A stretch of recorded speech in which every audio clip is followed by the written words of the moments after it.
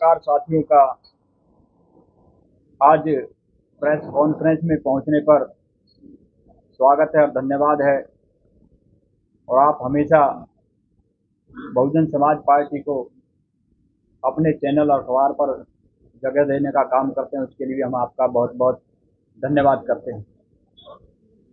परम आदरणीय बहन कुमारी मायावती जी के आदेश पर पृथला विधानसभा से माननीय सुरेंद्र वशिष्ठ जी को उम्मीदवार बनाया है, जिसकी विधिवत रूप से आज फरीदाबाद के अंतर्गत घोषणा की जाती है।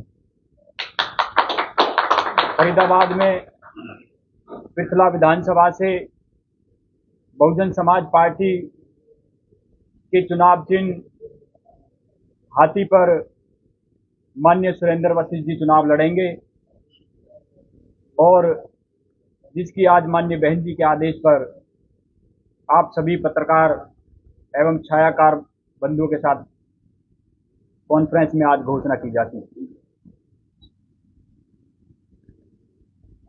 हरियाणा प्रदेश के अंतर्गत बसपा इनेलो का जो गठबंधन हुआ है, उस गठबंधन को मजबूत से आज किसान का मेरा वर्ग देख रहा है। हरियाणा में बदलाव की लहर है और हरियाणा में इस बार बहुजन समाज पार्टी और इंडियन नेशनल लोकदल अपनी सरकार बनाएगी। आज बस इसी बात पर आप सभी का धन्यवाद करते हुए आप लोग यहाँ पर पहुंचे हैं, आपका विशेष रूप से धन्यवाद। मनोज जी, आप इनेलो का बार-बार नाम ले रहे हैं, वाला तो कोई टिकट नहीं रहा, गठबंधन का आपका है। ये आज बहुजन समाज पार्टी की टिकट की घोषणा है और इनेलो के साथी भी यहाँ बुलाए हैं, पहुंचे हुए हैं। सभी गठबंधन के साथी यहाँ पहुंचे हैं और हरियाणा प्रदेश के अंतर्गत मजबूती से आज हरियाणा में आगे बढ़ रहा है और आज विधिवत रूप से ये आज बहुजन समाज पार्टी कैंडिडेट की घोषणा थी, जो माननीय बहन जी के आदेश पर और माननीय प्रभारी साहब के आदेश पर यहाँ होनी है।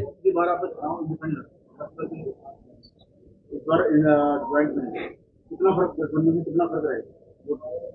देखो, पिछली बार बहुजन समाज पार्टी इससे पहले भी अकेले अपने दम पर ये सीट जीती है और गठबंधन के बावजूद ये जस्ट डबल हो जाती है। और आप ये प्रमाणित गठबंधन है। ये पहले भी एक बार ये गठबंधन लोकसभा के चुनाव में 1998 में हुआ था, तो 10 में से 5 लोकसभा सीट जीतने का काम किया था। 5 लोकसभा सीट जीतने का मतलब आधा हरियाणा फतेह, यानी कि लगभग 45 विधानसभा।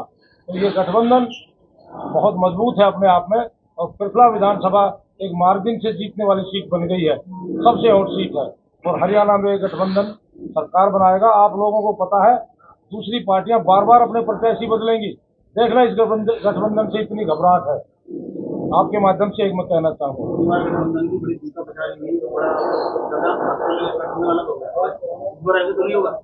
गठबंधन बिल्कुल मजबूती के साथ हरियाणा प्रदेश में गठबंधन चुनाव लड़ेगा और माननीय बहन जी ने और माननीय अभय सिंह चौटाला जी ने उसका निर्णायक फैसला लिया है, जिस पर बहुजन समाज पार्टी 37 सीट पर और इंडियन नेशनल लोकदल 53 सीट पर चुनाव हरियाणा के अंतर्गत लड़ेंगी। और हरियाणा के अंतर्गत आने वाले जो गठबंधन के सीएम होंगे वो माननीय अभय सिंह चौटाला जी होंगे।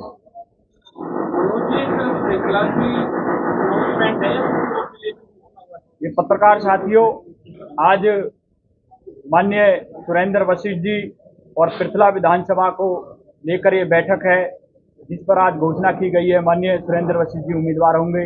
यह सिर्फ पृथला की आज घोषणा की आज प्रेस वार्ता है। कोई नई ज्वाइनिंग भी होने वाली है क्या?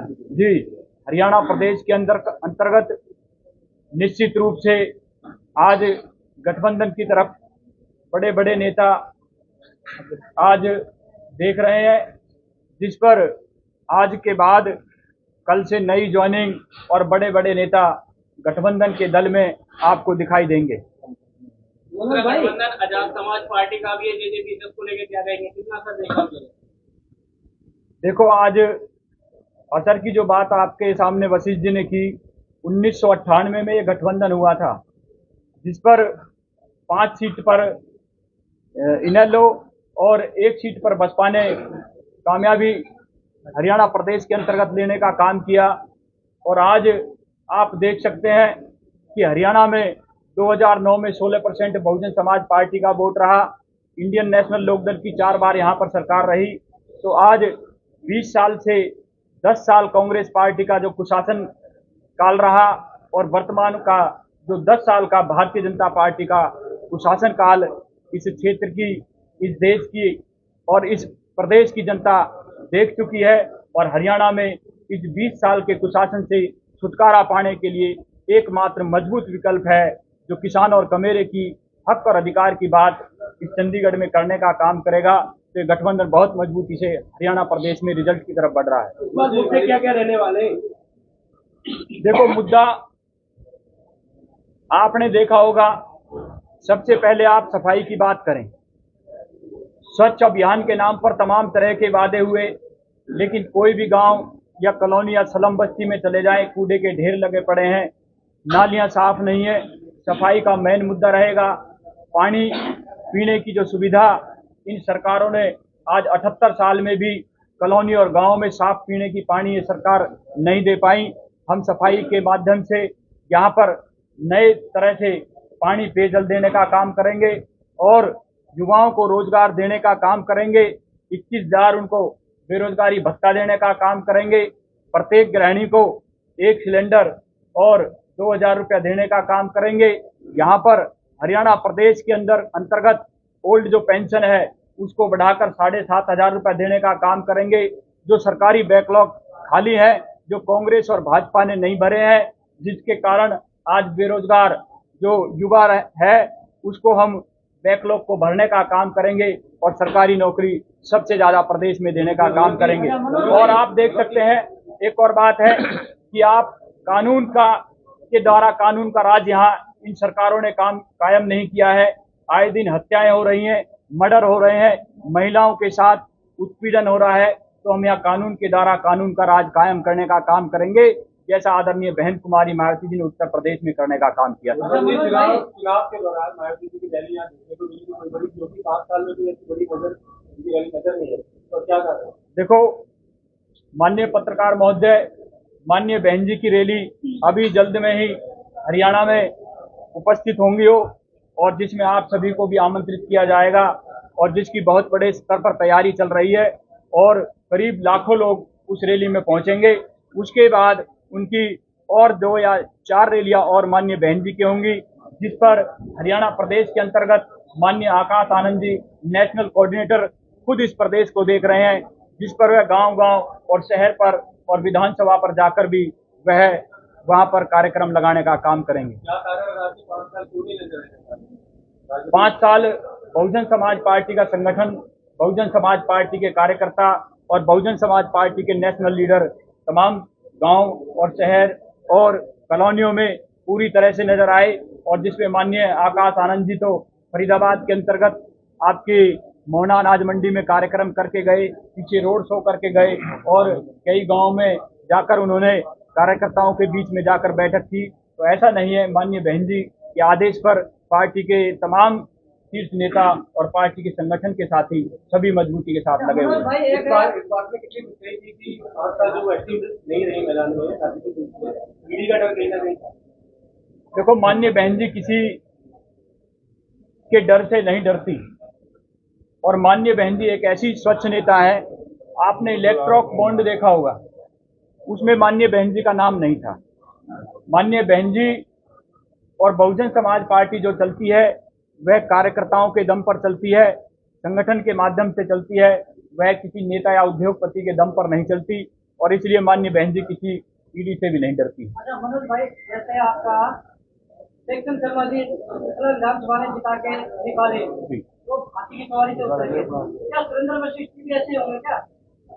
नहीं, इस बात की तो पुष्टि जो है सुरेंद्र वशिष्ठ जी करेंगे। तो मेरे से पूछोगे आप सारे सामने बैठे हैं। पहले जो आप पूछ रहे हो साथी, मैं सभी को बता दूं कि शर्मा जी को पार्टी से बाद में निकाला है। शर्मा जी तो चुनाव के जीतने के अगले दिन ही चले गए स्वयं, वो पार्टी विरोधी गतिविधियों में तो बाद में निकाला गया। आपको जानकारी मैं दे तभी दूं। बात कर रहे हैं आप।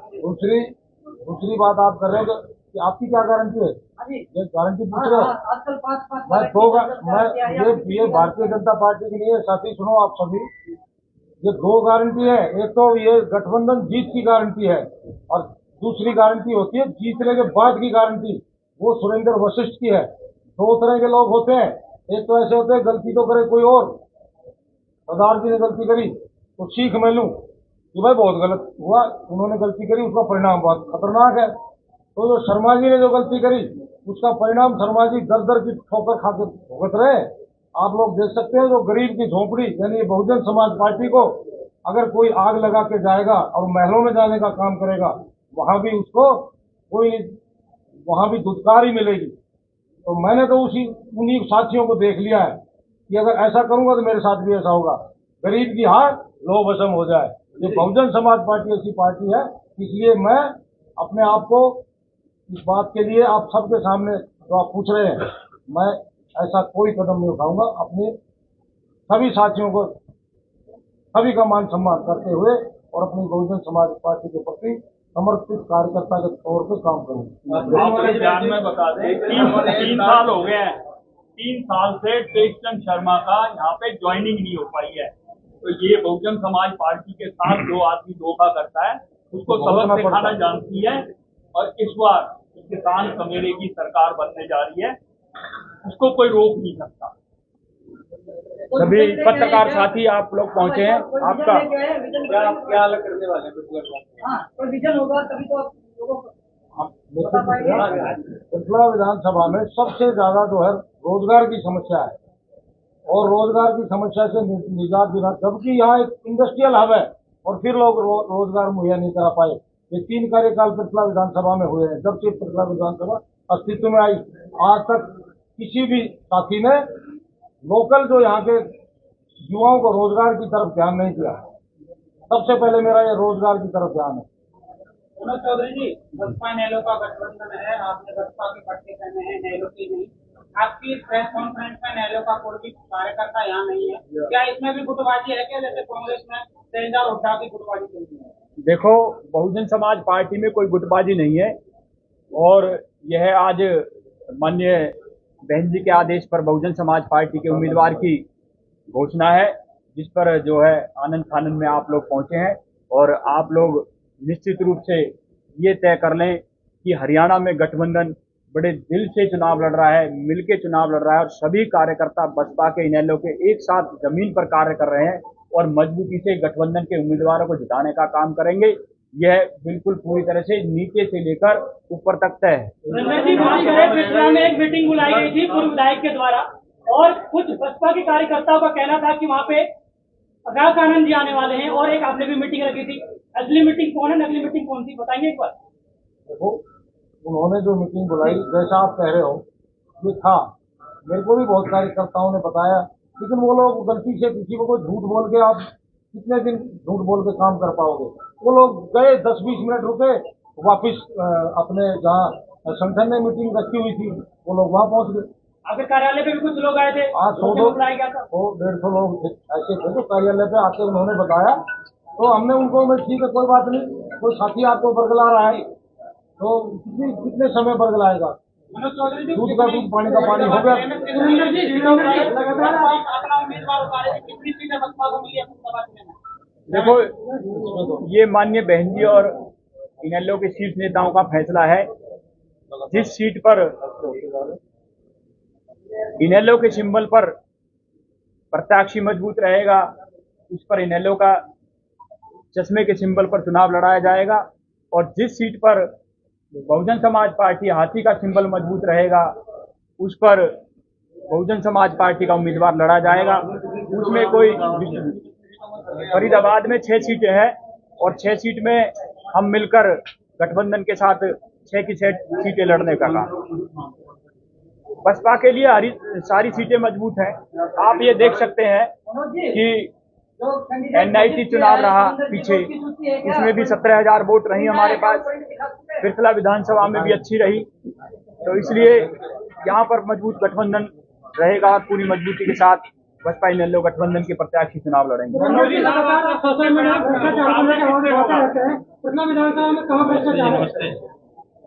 भ्रष्टाचार आप खत्म कहाँ है?